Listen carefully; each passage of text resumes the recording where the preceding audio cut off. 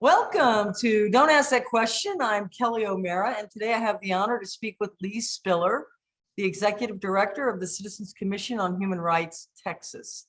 CCHR is a mental health industry watchdog whose mission is to eradicate abuses committed under the guise of mental health. For 25 years, Lee has tirelessly worked to restore inalienable human rights to the field of mental health. He's spoken nationally and internationally on issues ranging from abuse in psychiatric institutions to parental rights in school mental health. Lee has been on the ground in Uvalde, Texas, since the May 24 shooting at Robb Elementary. We're going to chat a little bit about what his observations are there and talk about the possibility of the shooter, Salvador Ramos, having received mental health treatment and why that information is important, and should it be mandatory that these mental health records be released to the public of these school shooters. So Lee, thank you so much for coming on my show. I appreciate it. I can't wait to have this conversation. Oh, thank you. And it's great seeing you again. I know it's been a while, but it seems like we just saw each other a while ago. So anyway, I know you've been in Uvalde and for some time, at least I think since the beginning after it happened. Is that correct? Yeah, we've been twice. The first time I sent my staff, they did the normal court checks. Mm-hmm. And then I went back with them and we've checked jail records. You know, there were certain things we wanted to establish, not just with him, but with his mother. And, you know, because there were the rumors about her being a druggie and this and that. Right. We found no evidence of that in the courts. There's no arrests at the jail. Like the jail records go back to 2015, no arrests. What about the father?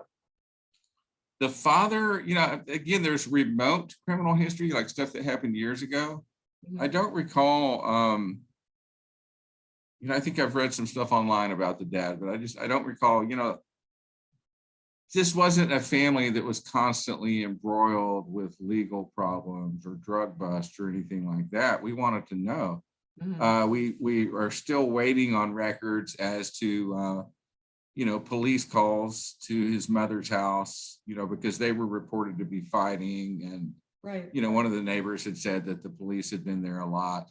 We're still waiting on those records to see what shows up. And all of that's important. Sure.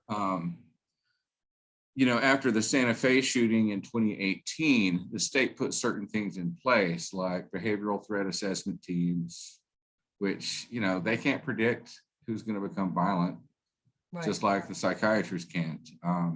But we put those in place. We put, you know, school, like campus police on, like they had campus police. They had 21 different preventive security measures, including the threat assessment team, social workers, social media surveillance with AI that's supposed to be able to detect if students may be mentally ill or, depressed or self-harming or violent. Right. And this is all things I don't trust in the first place. So you're, wait. Let me interrupt you a minute. You're saying that Uvalde Elementary had this? No, the school system had it. The school system. Right. So Uvalde Consolidated ISD had 21 different preventative security measures in place.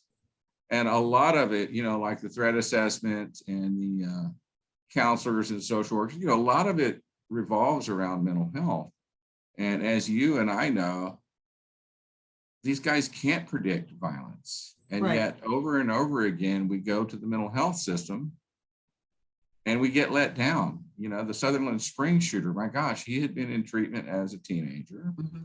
He had had run-ins with the law as a teenager, goes into the Air Force, starts running into problems. He goes on meds. He becomes violent. He crushes his stepkid's skull. They put him in a psych hospital. He gets convicted. He's out. And then he goes up and shoots up that church, and they find at least 3 different drugs in his system. 2 of them benzodiazepine drugs. Like oh, wow. Wow. You know. Wow.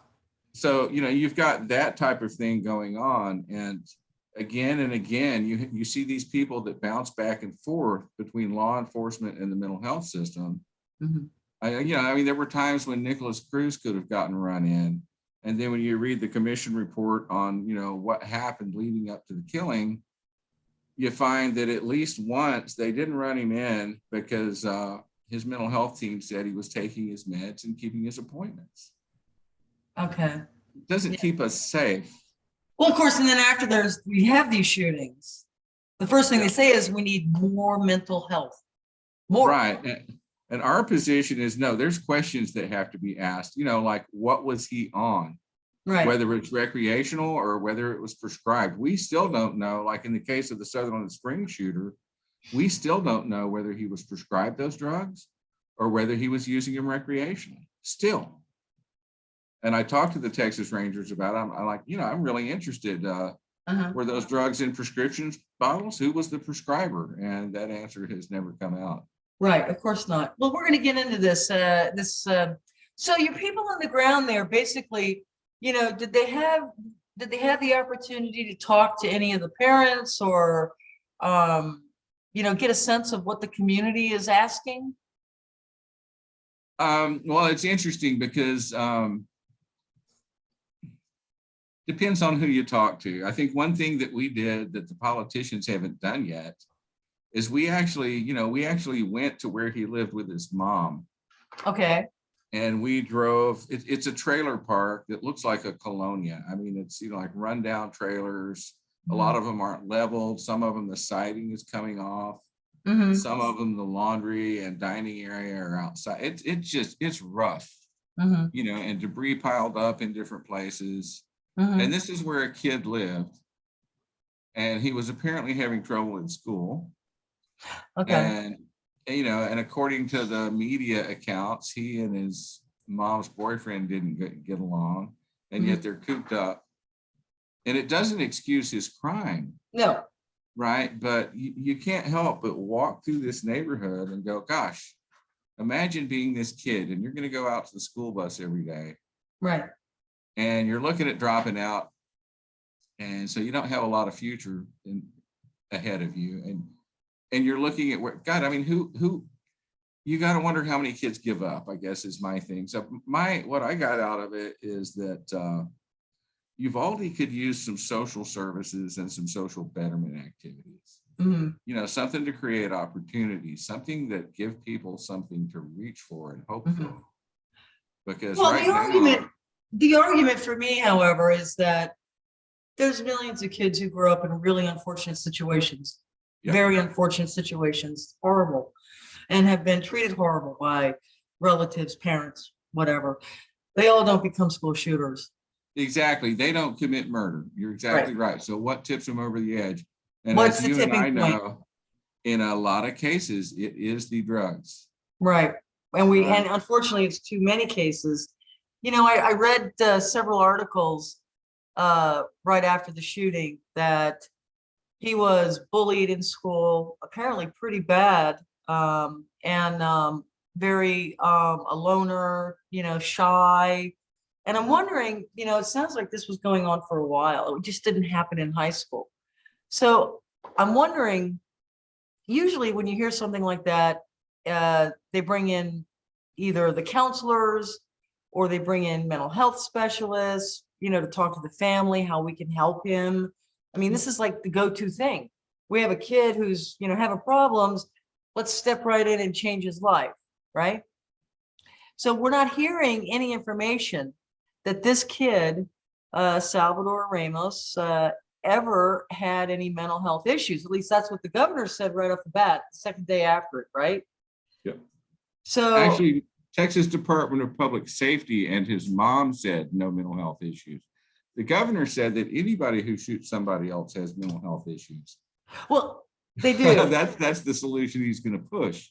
They do have mental health issues. Okay, obviously, they just murdered a lot of people. Okay, but crazy is not. I mean, criminality is crazy, but it's not necessarily mental illness. That's kind of our position on it, because that's true. Nobody in their right mind would go shoot up a school full of kids. It's unconscionable. Right. I agree. But if you call it mental illness, then you're also assuming that there's a treatment for it.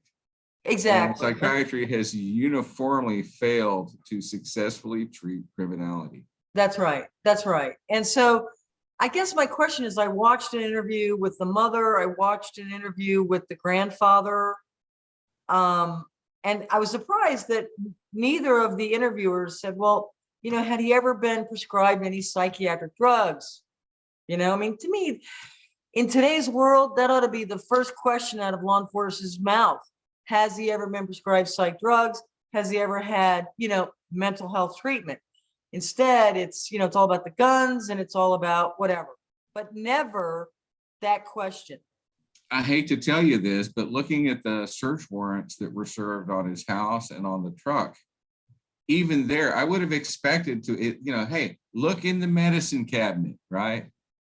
Is there drugs on the desk? No, they were looking for gun stuff, computer stuff, cell phones, receipts for things, and any evidence that he lived there or controlled that space. The thing I didn't see was any indication that they were looking for drugs. And I'm like, what are you, nuts? How interesting. Yeah. That's very interesting that they had a search warrant and they didn't have that on there.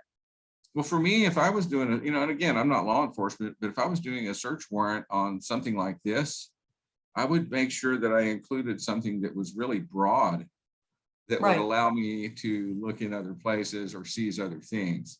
Right. So we know that there were no drugs seized from the house. We know that. Yeah, and this isn't our first rodeo here, okay? No. It's beyond time. It's beyond time to start asking these questions. And law enforcement really should be aware of it by now, after all these shootings, that to at least ask the question, and they're not. And you have to go, why? Why aren't they? Why aren't they? That's a real good question. Well, whose interests do you think are served by that question not being asked? And that's the question again, it's like we have questions about a crime, but those aren't the real questions that need to be asked here. Right. Well, we need to know who benefits. Right. And in his case, yeah, we had threat assessment in place. We had social workers, we had counselors, we had surveillance, we had limited ingress and egress from the school. Everybody's concentration right now is on the police response. I say, no, this didn't start with the police response. This started sometime before. If you look at the quotes in the media, this kid was throwing all sorts of warning signs. Well, so if on social media, for sure. Yeah. Social media and in person, from what I read. Oh, not really? to mention the changes of appearance, not to mention, stories of him being isolated, bullying, being bullied, blah, blah, blah, blah, blah. I'm not a big fan of warning signs. I think, we look at the warning signs of suicide and they're so general that so many people exhibit them that they become kind of useless. And I feel like, I'm concerned that those same types of warning signs for mass violence could end up getting a lot of innocent people who will never become violent hurt. Right. But if you're just to go on the warning signs and the things that the different personnel should have been looking for, we got to know, when was he in school? Right. Did he have a school issued device? Because those get monitored, right? Did like a school issued laptop? You're searching the wrong things, it's supposed to raise a red flag. Did he have one? When was he in school? Who noticed the bullying? Who noticed the behavior changes? Because if this was what was supposed to save us, right, or save these kids, it was an epic fail on many levels. Yes. The law enforcement problems were the last failure. I would submit that no, he was failed a lot sooner than that. Right. And we still need to know what his drug history was. And we still need to know, what was he on? That's the first thing we've got to ask. Well, this is one of the questions. You and I both know that we've covered these enough that instantly, questions come to mind when the investigation starts to unroll. So, one of my pet peeves during this whole Uvalde thing is they keep changing the timeline. Okay. And for me, I'm like, first of all, why did he crash his truck? Nobody was chasing him. Right. So I'm just curious, why did he crash his truck? Was he on some kind of medication? Was he on illegal drugs that he was flipping out? I don't know. But I want to know the answer to that question. Why did he crash the truck? And it's not a little ravine, by the way. It's a large, big ditch. Yes. We drove by that. That's a big ditch. Yes, he really crashed. He really crashed. And so then the funeral home guy, reportedly now, this has now been added to the story, comes over to the truck. He sees him crash, comes over to the truck, asks him if he's okay. The guy has crazy eyes. He looks evil. Whoa. Okay, this is the most recent report. And he sees he's got a rifle, so he starts running. And the kid is coming out of the truck and he starts shooting at him. Now, this is all new. So here's my question. Normally, in today's world, schools have video cameras, at least on the outside of the school, usually on the inside of the school, right? Now, I don't need to see the room where the kids were killed. That's not going to help me in any way. I don't want to see that. No. But we could have a perfect timeline if they would release the video or even just mention it. Do you know, I've Googled and Googled and Googled, and I can't find anywhere where they talk about the school video. No, I've seen, there was school video, but they didn't show you the video. They showed you a still. There was a still captured from a video of him outside the school. That's not the gun school's is behind video. a bush. You can kind of do what? That's not the school's video. Oh, it's not? Oh, No. Maybe that was for the funeral home or something. Yeah, that's not the school's video. So I'm saying, where's the video? Johnny, Right. show us the video of him walking into the school through that door. I mean, Yep. we have a timeline. Then we have a timeline of when the police were outside the door. We have a time. I mean, I guess what I don't understand is the failure to use the equipment that's available. And I'm assuming the school had video. But again, I've Googled and Googled and Googled, and I can't find any mention. I'm of the pretty sure school's that was video. among the 21 preventative security measures. I can look, but Okay.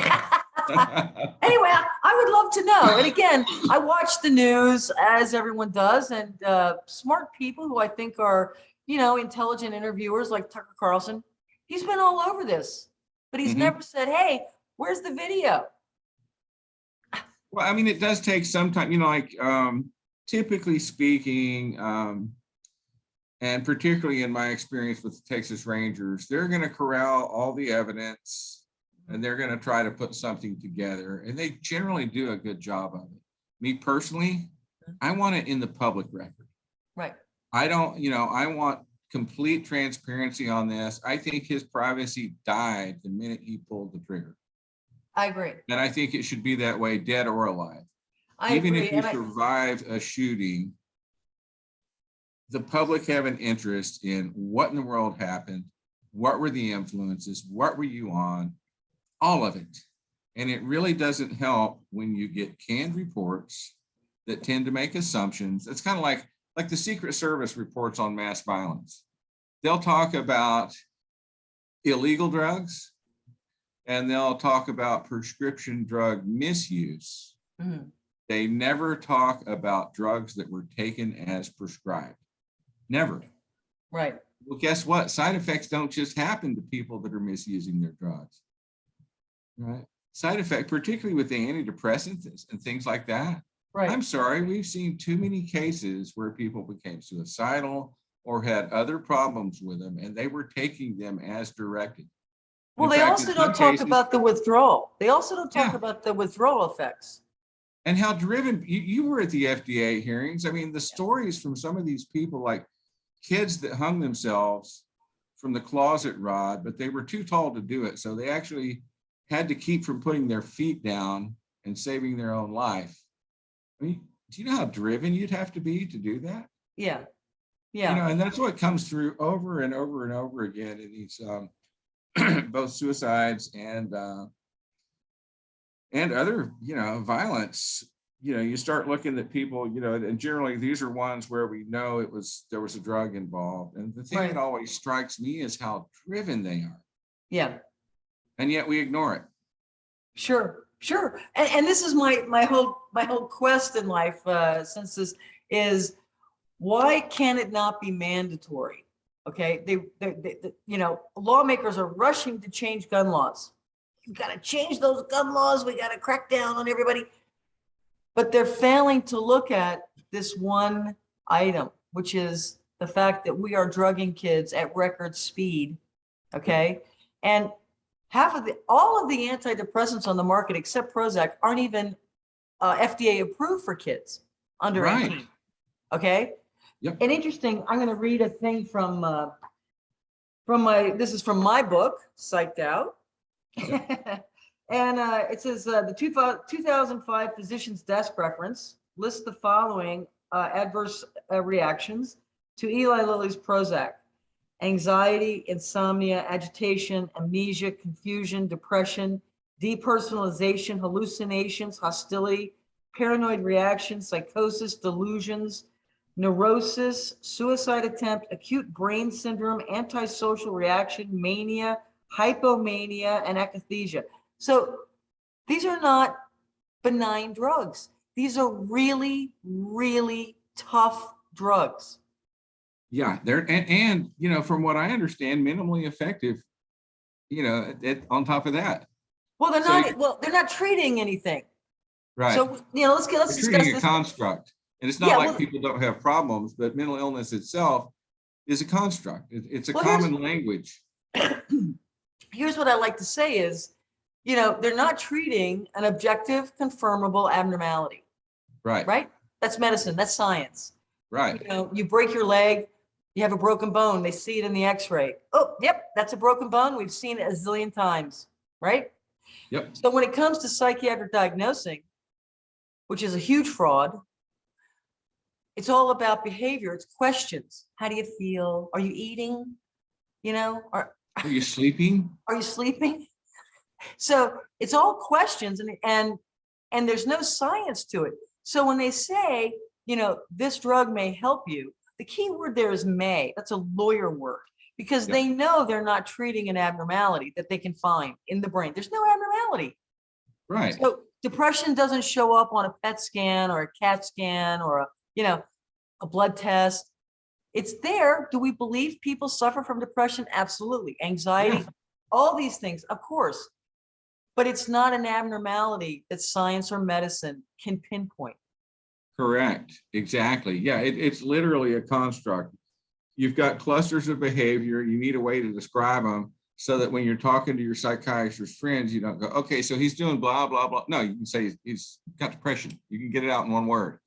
Right. And then from there, this whole medical model sprung up around it, and we have what we have today. Right.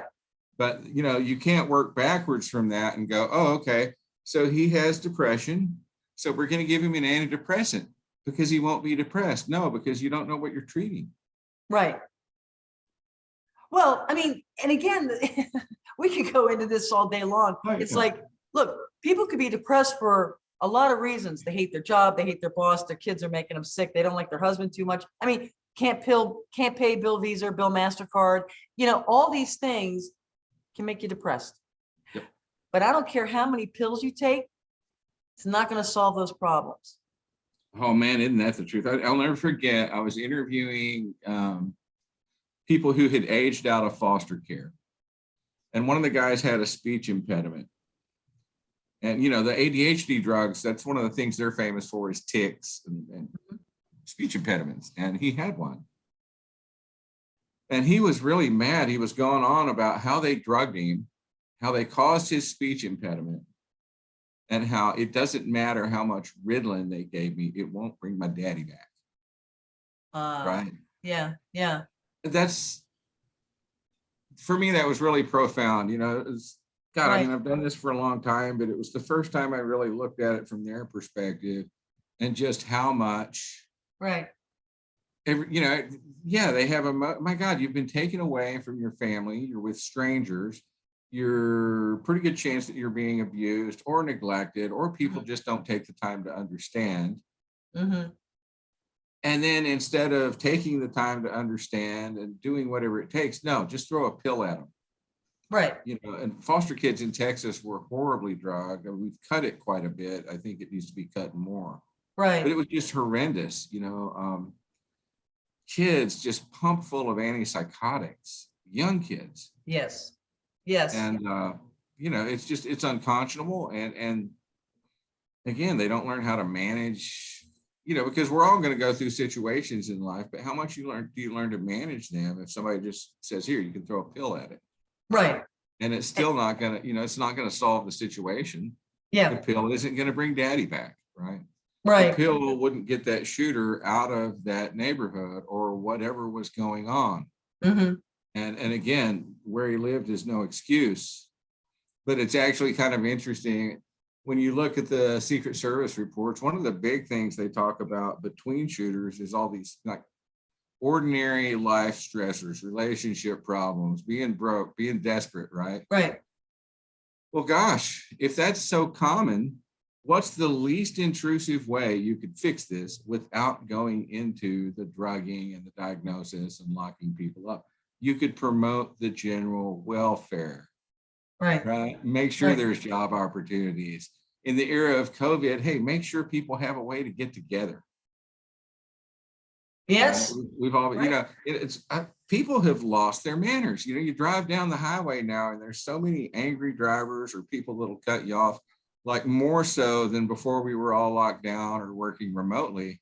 Hmm. And like, man, it's almost a duty at this point to get out and interact with people just to find our manners again. Well, there's also one other thing that's missing, and I think I blame the pharmaceutical industry for it, and that's compassion. In the old days when people were upset or their kids were upset or going through something, we'd listen to them. Yep. But we don't have to listen to people anymore. We don't have to listen to that. You're just complaining because take this pill and you'll feel better. But here's the funny thing about that. That is true what you're saying. Now in the schools, thanks to what's called social and emotional learning, all of a sudden there's a lot of attention on empathy and a ton of attention on kids talking to trusted adults about their emotions.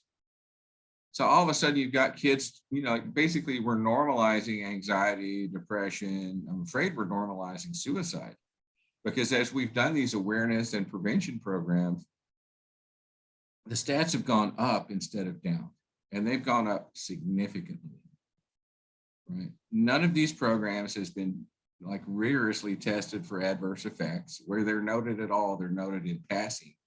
And yet we've done this grand experiment on school children. So wait, let me understand this. This is new to me. So Yeah. in schools, kids go to their counselors to discuss their anxiety and their what? They can. There's a really big shift. In fact, parents have been sending me pictures of things that are on the walls in the school. I asked them to. And you'll have a QR code that you can click on and then fill out an electronic form to refer yourself to the counselor. And my first question was, gosh, where is mama in all of this? Right. Because if you're going to get mental health treatment, Right. your parents need to be involved. They're your first protector. Right. And the school shouldn't be doing anything without parental consent. Right. And yet here's this big self-referral thing. How As part of health education, teaching kids to recognize their emotions, teaching them techniques to manage their emotions. I'm sorry, if you're teaching somebody something to manipulate their behavior, that's a psychological practice. Therefore, parental consent should be required. Sure. And yet, boom, here we are. It's in the textbooks. Literally in the textbooks. We've been going through this process over the last year, and it's disturbing. Yeah. Let me. And we really are concerned that we're normalizing a lot of angst and stuff that people used to get through, or they would talk to their parents or go to church or whatever. It took a family to raise a child. Then it took a village. It takes a village plus an interdisciplinary team. I just want family back. Right, exactly. So I want to read a little bit about, we're talking about basically mental health and psychiatry and how they're treating children. And so I think this is sort of interesting. I'm not going to read the whole thing, but you'll get a sense of how wrong their ability to read people's behavior actually is. And Eric Harris is actually a really, really good example. And he's the kid, of course, who he and Dylan Klebold were responsible for the Columbine shooting. So it says here the 17-year-old Eric Harris, began receiving psychiatric counseling and taking the antidepressant Zoloft for depression in February of 98. An unknown diversion officer for Harris notes in mid-April of 98 that, quote, Eric has been having difficulty with his medication for depression. Well, that's important. He's having difficulty with it, right? Yeah. A few nights ago, he was unable to concentrate and felt restless. He went to the doctor. The doctor is changing his medication. He can't start the new medication for 2 weeks because Zoloft, which would be Zoloft, now they're going to change him from Luvox to Zoloft, needs to get out of the system first. So what is significant about Harris being prescribed the mind-altering drug is that the FDA has not approved Zoloft for depression in adolescents. Now, that was at that time. It still has not been approved for adolescents. So 2 weeks later, the same unknown diversion officer writes, Eric is feeling okay now that he isn't on this medication, but he'll feel better when he begins his new medication. Whoa. Okay, now this is out of the report, the Coleman report, right? So finally it says, in mid-July 98, the unknown author writes that Harris reports that his medication dosage is changing and he'll be taking 100 milligrams now. Okay, now the prescribing it to begin with is 25 milligrams. Now he's up to 100 milligrams of a different antidepressant. So I guess the thing that's interesting to me is that they don't think that this is abnormal, okay? That this is perfectly normal to give kids, antidepressants that aren't approved for children because it's off label. Well, we'll think it'll help him, right? Oh yeah, the justifications. Oh, everything's off label. Yeah. So why can't you get it approved then? Right. Well, but it didn't help. It didn't help. I mean, their actions are proof that those antidepressants didn't help them, right? So I guess, again, we fall back to now that was 1999. You fast forward to all the shootings that have occurred since then. Sandy Hook, Adam Lanza at a young age had been put on Lexapro, and his mother went to the Yale Child Study Center and said, hey, he's having a bad reaction. Well, they just wanted to change his medication, and they were giving her a hard time for even coming in and saying that. Wow. How gross is that? And now with Lanza, did Lanza ever have any criminal contact? Like, was he known to people or getting in trouble? No. Okay, because in Eric Harris's case, you said something that immediately got my interest, and that was his diversion officer. Yes, because again, you've got a criminal problem that's being shunted to the mental health system. Right. Mental health solutions are applied, and we know the outcome. Right. And it's the same, Seth Aaron Ator, the Odessa shooter, as much criminal contact as he had prior to the crime, I would have a hard time believing that he wasn't in a diversion program. Right. Or anger management, blah, blah, blah. Oh, yes. Yeah. Right. And the White Settlement Church shooter, who in his case, you had some church members who were trained up, and they shot him before he could really get going. But this guy had incredible criminal history. It would always start out as a felony. They would always let him plead it down. At one time, he was incompetent to stand trial, right? Then he ends up in New Jersey with a shotgun. He gets a firearms charge, and they find a warrant for him for something else. And so they don't do that firearms charge. At any point in that process, if he had been convicted of a felony, right, then they could have charged him as a felon in possession of firearm. Right. And he would not have been available to go into that church and get killed because he would be in prison. Right. So this diversion didn't save his life, and it certainly didn't save anybody in that church. Right. Right. And it didn't help Eric Harris or Dylan Clavel. Exactly. It didn't help Nicholas Cruz. Right. Right. So we can go through the list of all that. In fact, let's read through some of the shooters so that we can give our audience a taste of, what some of them were on. I guess we could start with Kip Kinkle. Kip Kinkle is 15 years old. Huh? Prozac. Yes. Prozac. Kip Kinkle was 15 years old and he was put on Prozac. He shot his mother and father and 2 students at school, and he wounded 25 others. Sean Cooper, 15 years old, Notice Junior High School in Idaho. He fired 2 gunshots. No one was injured or killed. He was on antidepressants. Eric Harris and Dylan Klebold. We know Eric Harris was on 2 antidepressants. TJ Solomon, 15 years old. He was on Ritalin and had psychiatric counseling. Yep. I mean, we could just go, it just goes on and on and on. Elizabeth Bush, antidepressants. Jason Hoffman out at El Cajon, California. She was on Celexa and Effexor. You know, Corey Babsgar, you know, Corey is such an interesting kid. He was such a good kid, you know, when you read about him, and, you know, he was 16 years old. He went to Waluka High School in Mattawa, Washington. He held 23 students and a teacher hostage with a rifle. There were no injuries or deaths. He was on Paxil and Effexor. And it was like, they said he was almost in a trance. Yep. In front of, you know, in the classroom. He was like in a trance, and he doesn't even remember it. Right? And I forget now, what ended up happening to him? I remember somebody working on an appeal or something. Yeah, he was charged and he went to court, and I believe he was like sentenced to a very short time in jail, but then he had to move out of that town. You bet. The family, and he had to move. You know, I mean, anyway, he's a good kid. To this day, he's a good kid. Okay. Yep. So that's you know, that's a good story ending.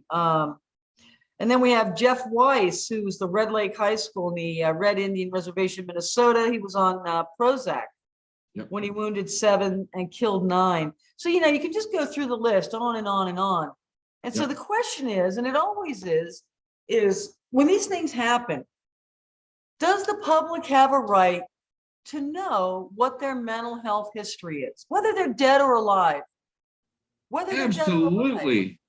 I would submit that their entire history, mental health, criminal justice, school, their life should be an open book at that point, because you know what? There is a public interest, right? The efforts of, you know, without it being public to where you can scrutinize it, I can scrutinize it, the reporter down the street can scrutinize it. Without that, it's siloed. And when things are siloed, they ended up being, you know, controlled by special interests or influenced, and we can't see that. Even if they're just filtered through somebody else's belief system, right? Without it being public and debatable, right, we can't get to the truth. Well, we can't correct the problem. We can't correct the problem unless we have all the information. Right. Hey, Texas spent, I don't even know how many hundreds of millions on school violence prevention that was actually just mental health and threat assessment teams on a hunch. You know, the hunch was you'd have to be crazy to do this. Where did it get us? Well, I think it got us exactly to Uvalde. Right? We shouldn't be doing it on a hunch. We should be doing it on fact, and we don't get to the bottom of it without the data. Do they record data in Texas? And again, I don't mean to put you on the spot or anything, but is there data of how many kids under the age of 18 are on psychotropic medication? No, you can, you know, I've worked with reporters in different places who had big budgets to get a breakdown of like foster care kids on psychotropic drugs, age, class, psychiatrists, things like that. But generally speaking, you'd have to spend a lot of money because if they don't want to tell you, they're going to make it so expensive that you just wouldn't pay for it. Right. I mean, I guess you could, maybe the state's Medicaid program. Yeah, exactly. So you would access Medicaid billings or Medicaid records. Would give you some sense, but it wouldn't give you the private who aren't on, you know. Correct. Yeah. So I'm not aware of a good way, you know, because what we actually like, let's take Mr. Ramos, the Uvalde shooter. Right. You know, just from reading his mom's court record, we know that she was really poor at some time, like right around the time he was young. Chances are this kid was on Medicaid a good part of his life. Right. Wouldn't you want to know what he was treated with over the years? Right. Right. And one of the problems, you know, so many people are prescribed like ADHD drugs, you know, the stimulants in primary care. or an antidepressant in primary care. Do we And know a that lot of this times they'll be like, oh yeah, sure, I take an antidepressant, but I'm not getting mental health treatment. You know, there's a disconnect. right? Oh, absolutely, completely. But do we know if the Uvalde should have, if Ramos was on Medicaid himself? Did he receive services? Do we know that? We don't know, and that's one of the first things that they should be checking. Right. You know, and as far as I can see, you know, while DPS, the Texas Department of Public Safety, has denied a mental health history, we won't know for sure until somebody actually looks at that Medicaid history, because Right. you can be in, you know, in a situation where it happened in primary care, you never even realized it was mental health treatment. Right. Right? Or what if it was drug treatment? What if he had a problem of using a prescription drug that he wasn't prescribed, and he got treated for that? Well, I would call that mental health history. Somebody else might go, oh, well, no, that's substance abuse treatment. Well, you know, and then, you know, boom, that's out the window.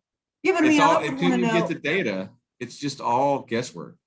I would want to know whether he was on, you know, prescription drugs or illegal drugs.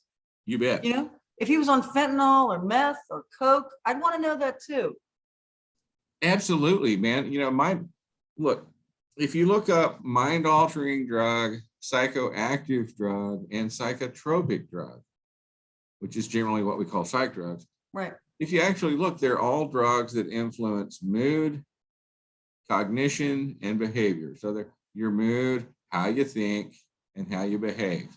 Right. Whether they're legal, illegal, whether you're calling it mind altering, which is a lot of times what we call illegal drugs, or psychoactive, which you'll hear that, you know, in relation to THC and hallucinogens. Oh, it's psychoactive. Well, I'm sorry, if it influences mood, cognition, and behavior, I want to know about it. Right.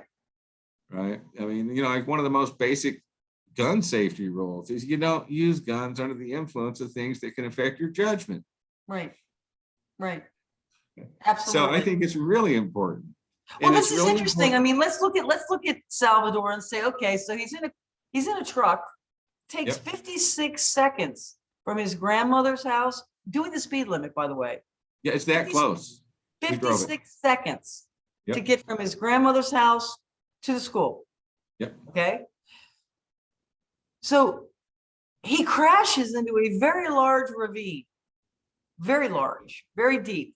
Okay. Yep. Was he on something? I mean, I can't think of any other reason why he would crash the truck. I can. I used to be a repo man, and I can tell you when adrenaline gets going, you can make the stupidest driving mistakes just because you're that hyped up. You know, like when you're Really? I got chased by somebody one night who had shot at me. Like, I'm in his good car, thankfully. And I drove 100, you know, it's the middle of the night. I drove 130 through that town. I drove right past the police station. I could have stopped right there and had police help. But the adrenaline gets going. You're not thinking. So, you know, I'm doing 130 past the police station. I outran him. You know, I didn't have any trouble. But yeah, when the adrenaline gets going, man, it can be crazy. Okay. Okay. So he just shot his grandmother, gets in the truck, Yep. you know, drives to the school, crashes, has a crazed look in his eyes, according to the guy across the street who came over to see if he was okay. And then without anybody stopping him, is able to get into the school. Yep. Yeah, that's crazy. And you're right. The crash and the quote unquote crazed look, those indicate something going on. Yeah, something's going on. Definitely. Right. And yeah, I would assume drugs, but we won't know until we know. Right. Right. Well, Eric Harris and Dylan Clable were building pipe bombs long before they, you know, went to the school. They were Yep. planning this. And because one of the side effects is depersonalization, they probably didn't think anything of it. Right. Exactly. Exactly. So again, I think this is really important. And I think the public has a right to know what they're on. But so far, I just read an article too today that it says, and I'm wondering if this is going to be the, you know, their ace in the hole. It says body cam footage could provide a clear timeline in Uvalde, but police could never release it thanks to the dead suspect loophole. Yep. I've run into that. I had a restraint death. Oh gosh, the kid died in, I don't remember what year now. It was quite a while back, but he was a juvenile justice kid. He had been sent to a psych facility, the juvenile justice system. He was restrained to death. And I couldn't get the records out of Harris County. And I'm like, well, why not? This guy's been dead for at least 4 years. What do you mean I can't have the records? And he said, well, there's no statute of limitations on murder. This is an open investigation. And I said, well, when is it going to get closed? And he said, well, there's no statute of limitations. In other words, up yours, we're keeping the records, you don't get them. Right. So what Texas has done is form an investigative committee that has subpoena powers. And they will be able to question people. They will be able to hopefully get some information. Well, it says here that it was nicknamed the dead suspect loophole because it provided police discretion when releasing investigative records if the accused was not convicted of a crime. Okay. I don't care.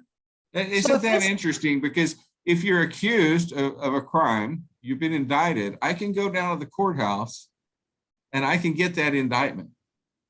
And I can get, the charges are dropped 10 years from now. It doesn't matter. That indictment is there.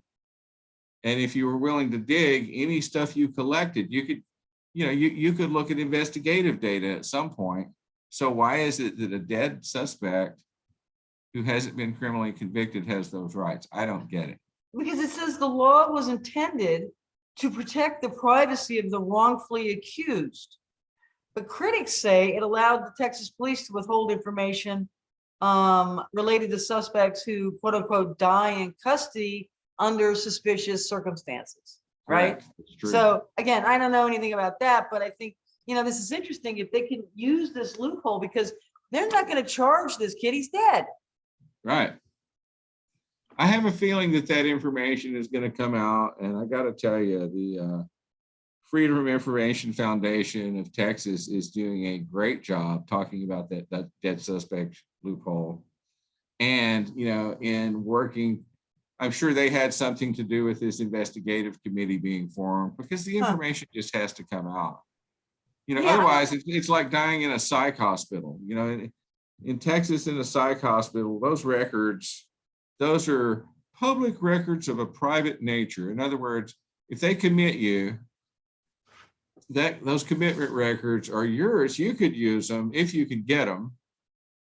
But I can't go out and search. So I can't look at the conduct of a judge. How long does he take on a hearing? Is it scripted? Whatever, right? Because those records aren't public. Right. The fact that you were transported to a mental health facility isn't necessarily public. When we were researching the Odessa shooter, we had to go up to the courthouse in Waco and then the jail. I wanted his mug shots and whatever his personal property inventory was. And while we're waiting for it, you've got all the arrest reports, and I'm going through them. You'll see attempted murder. You'll have a name of a suspect. You'll have a name of witnesses. Oh, aggravated rape. Suspect, witnesses, hot check, blah, blah. And then you just get to one that says psychological, no name, no witnesses, just a case number. It's a transport, right? It's an emergency psychiatric detention. Mm-hmm. But you don't even know the person's name. It reminds me of Federalist 84. I can't quote it verbatim, but basically they talked about, how if you were to go and seize a person's estate, at once there would be a cry of tyranny, right? Whereas hurrying somebody away to a secret jail where their sufferings are unheard is a less public, less striking, and therefore a more dangerous arm of tyrannical government, something like that, right? Mm-hmm. That's really, when we're talking about the mental health system, that's what we're talking about, because it's not public. You can get hauled away. And right now, like even to this day during COVID, in Texas, you're not going to visit your loved one in person at a psych hospital. You're not. Wow. And I mean, we've taken it up with the governor's office, we've taken it up with the regulators, and so far, no good. Wow. Well, COVID is that's a whole nother issue that I've ranted about as far as the way it all went down and our liberties. But see, those public records are what guarantee our liberties. You know, we had a case last year where a doctor was detained. And what led to that, I don't remember. Was it righteous? I don't think so.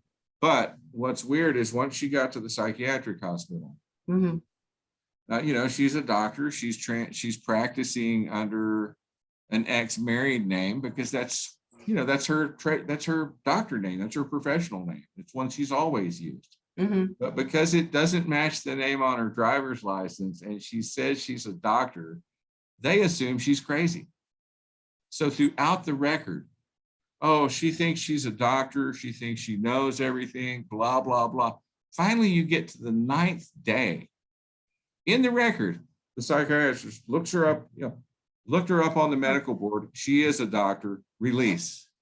But 9 days of her life are gone because she had the audacity to practice under a professional name. Wow, interesting. Yeah, that's crazy.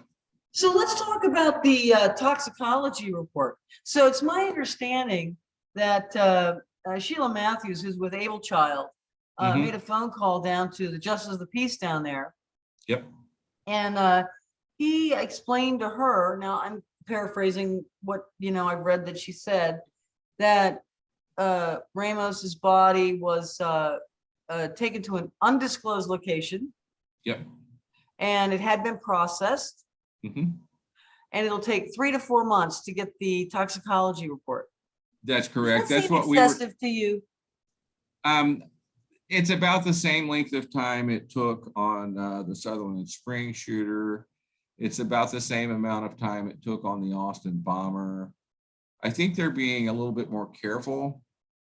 And yeah, I would love to have it back in 6 weeks, and that would not be unreasonable. But in talking to different law enforcement people, and then experience, unfortunately, with these shootings, yeah, 3 to 4 months seems about right, you know. And then you're waiting also, you know, in addition to waiting for a toxicology report, you're also waiting for whoever is leading the investigation to release data. Right. So it's going to go up the food chain. People are going to decide whether or not to release the data. Well, it's my understanding that the Uvalde police chief is not cooperating with the investigation right now. Well, I feel like, you know, from the beginning, there have been conflicting stories. Mm-hmm. And I don't know what to say about that. You know, again, everybody's attention is on the police response. And well, I understand. I have major questions about the police response myself. I mean, I think there was a lot of balls dropped here. In fact, I have to tell you, this article that I read today, the body cam footage could, you know, may not be released, blah, blah, blah. It's in this article. It was the first time since the shooting that I've read any article that said, because from the beginning, I went, God, this seems odd that he killed everybody. You know what I mean? Yeah. He killed everybody. But he didn't. No, there were people that survived. That's right. But this is the first time I've actually read 17 wounded. 2 weeks. Wow. 2 weeks to get this in print. That they've actually, in fact, I've never heard it on the news. I haven't read anything until today in this piece. Because I thought that's odd that everybody would die. It was just odd. So when I saw this today and it said 17 wounded, I'm like, thank you, Lord. You know, I just couldn't believe that everybody would die. Yeah, right? I just don't like the disjointed nature of it and the fact that we're dependent on media accounts. That's not what gets it done, right? People being able to get to data. And, you know, people that don't need to won't. Well, they're not even asking the right question. People like you or me will, and it's our right anyway. The media is not asking the right questions. Right. That's what I said. but This we isn't our would. first rodeo. It's not our first No. rodeo. We've been through this so often that you would think they'd have a little playbook. Yep. Okay. Now ask, were they on any psychiatric drugs? Were they getting any mental health services? You know, there's questions that you don't even have to think about. Nobody's asking them. Well, and it's not like they don't think that they're good questions. Because people I've talked to have all said, yeah, those are really good questions, but you don't see them being asked publicly. No. So I don't know what the disconnect is, but everybody knows those are the right questions to ask. It happens too often. Yeah, exactly. Is it going to be every case? Maybe not, but it happens often enough that it is a factor that should be looked at, and we should know how to control it. And we can only do that with data, and we can only do that if people are asking the stupid questions. Lee, you and I have been doing this a long time. CCHR has been doing this a long time, 50 years, Oh, yeah. So what is the answer to getting law enforcement and lawmakers to understand this connection? That's a good question. I think as far as lawmakers go, I think that there is probably a very well-organized special interest campaign around more mental health being the solution. Right. We were disappointed. Texas has this Texas Child Mental Health Care Consortium, and it's made up of the like all of the medical school departments of psychiatry. Those are the members plus 3 nonprofits. And right. The executive committee has people. Do you remember the Texas Medication Algorithm Project? Yes, yes. You've got people that were involved in TMAP. Wow. that are involved in that exit.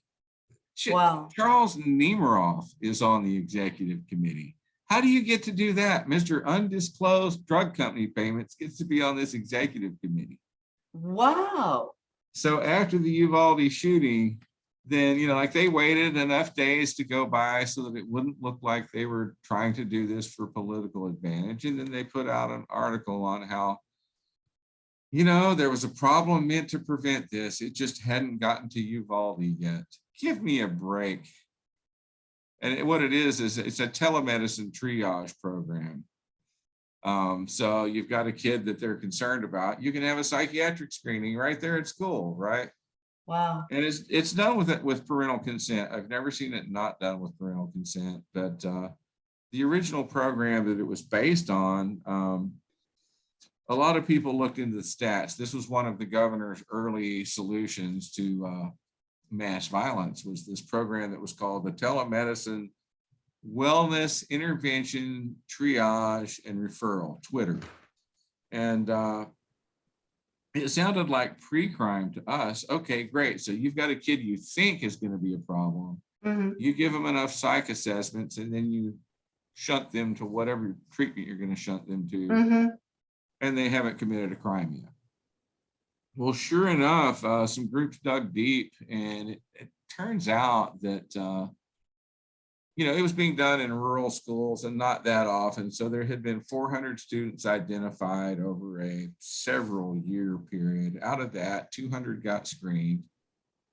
But out of that 200, 53% either left school or got taken to an emergency room or to a psych hospital or to some sort of alternative educational placement. 53%. There's no way 53% of the people that you screened are going to be violence perpetrators. No way. Wow. Right? It's so rare. And how in the world could you justify that? Huh. And it turned out it cost over $11,000 per student, when they averaged out the amount of the grant. Sure. The number of students. So it cost more to assess one student than it did to educate them for a year. Wow. Perfect. And I won't get into it, but one of my concerns is, as you heard on the news a lot since COVID, people are suffering from mental health issues in numbers we've never seen before. They have depression, anxiety, stress. And I'm going, yeah, that's normal. Mm-hmm. They've been shut away for 2 years. That's normal. They've watched fear porn every night saying they're going to die. if Yep. they don't get the vaccine, if they don't do this. This is normal, but we're going to dump billions into mental health. Yes. Yeah. Isn't that amazing? And it is normal. You know, like, how do you treat a normal reaction to adversity? Of course, people are stressed. Now we've got inflation. But what's interesting is when you look at suicide rates, like for 2020, all age, so including the adults, they actually went down. Right. Right. And nationally, 15 to 19-year-olds went up by 0.1 per 100,000. Now, was that in 20 or 21? That was 20. I thought 20, they went up again though. They went up slightly. You know, like Slightly. again, the 15 to 19-year-olds, it went up to by 0.1 per 100,000. Okay. We were curious because, yeah, you've got this increase, but it's slight on Yes. a national level. So we actually took the 2020 suicides, and we had to take the actual suicides, not rate, because some states have so few suicides Right. that they can't give you a reliable rate, right? Right. So we went through state by state for 15 to 19-year-olds. And now there's some states that have so few that they'll suppress the actual number too. If you've got less than 10 of something, they won't give you a number, right? So, but you could tell if the number was suppressed in 2019 and it wasn't suppressed in 2020, then you know they went up, Mm-hmm. right? Mm-hmm. If it's suppressed in 2020, but it wasn't suppressed in 2019, it went down. So we did the states, and 25 states had a decrease. 21 states had an increase.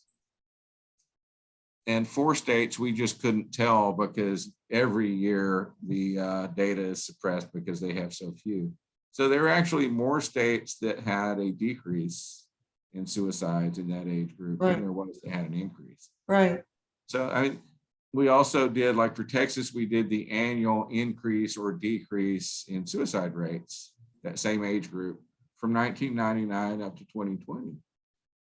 And yeah, Texas saw a bigger increase than the national. Our increase was 0.7 per 100,000.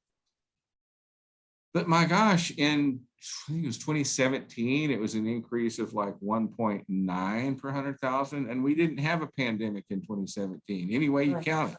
Right. Like there were 5 years in between 1999 and 2020 where you had a bigger increase in suicides than you had in 2020. Mm-hmm. Therefore, whatever increase there was, we can't blame COVID. Right. But nevertheless, mental health is going to receive a lot of money to help everybody who's depressed, who has anxiety and stress because of COVID. Yeah, and it's crazy because you know, like there were studies recently on the benefits of exercise in alleviating depression. And yet I don't see the fitness lobby making millions of dollars in fitness services, right? Right. And it's interesting because now the pharmaceutical companies actually on their websites for their antidepressants, it actually says you need to exercise. Yep. So it's come a long way, baby, from where exercise and take, yeah. But it used to be, it's due to a chemical imbalance. Well, now they don't say that anymore. No. Now it's because we want you to, you know. No, it's, you know, it's frustrating because there are a couple of solutions that wouldn't really cost much, that are more holistic, that allow people to maintain control of their own lives and not have a stigmatizing label. And 2 of those are exercise and social connection. Let's take our schools. Great, let's ramp up the UIL activities. Let's ramp up sports, start clubs, let's do things, get the kids outside. Oh my gosh, let's do recess. Right. Anything, let's do band. I don't care what it is. But, you know, we have spent this prolonged period of time not being around each other as much. Mm-hmm. And like on the internet, we're not as accountable for what we do. Great, let's do it in person. That way we all have to learn our manners again. Right. We get to have some connectedness. And it's weird because CDC did this paper, and like, even according to their measures, like rates of mental health problems were a lot lower in people who maintained connections during the pandemic, even if they had to do it virtually. Right. So that gives us, like a set of solutions that don't cost anything, Right. that we need to do anyway, Mm-hmm. and that benefit a lot more than just, mental health issues. Right. And your government doesn't, or nobody gets to really control you. Mhm. Nobody gets committed for running or Right. not running. That's right. And So look, I'm gonna wrap this up, but I want yes, to make sure that people know about CCHR has put out a pamphlet. Actually, it's like a booklet. It's called Psychiatric Drugs Create Violence and Suicide, Putting the Community at Risk. I highly recommend all of my viewers go to the cchr.org website and take a look at this particular booklet. It's just chock full of really great data for anybody that's interested in this issue. And just go to their website because there's so much other information on it too. For disclosure purposes, I want to say that as a freelance writer, I wrote for the Citizens Commission on Human Rights for years, writing about the drug and psychiatric abuse problems. So anyway, Lee, that's where I met Lee.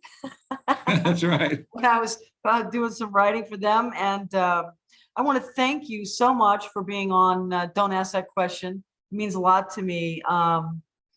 Again, anybody who's interested in getting more information about psychiatric drugs and the fraud of psychiatric diagnosing, I hope you'll go to cchr.org. Yeah, or cchrint.org. Go ahead, say it again. cchrint.org, like cchrint.org. International, right? Yeah, .org, okay. And the violence booklet is on there. Oh, it's on the international.org. Okay. Yes. Thank you for correcting me. Mhm. And as far as myself, thank you for watching this week's show. If you liked it, please subscribe, and we look forward to seeing you next week. Lee, thank you so much. I really appreciate you being on.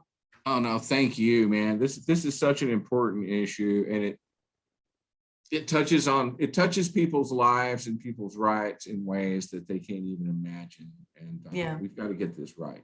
Yeah, we do. And I really appreciate you coming on with your expertise. Thank you so much. Oh man, thank you. No, it was a pleasure. We got to do this more often. We will. Yeah. Okay, have a great day. You too. Thanks.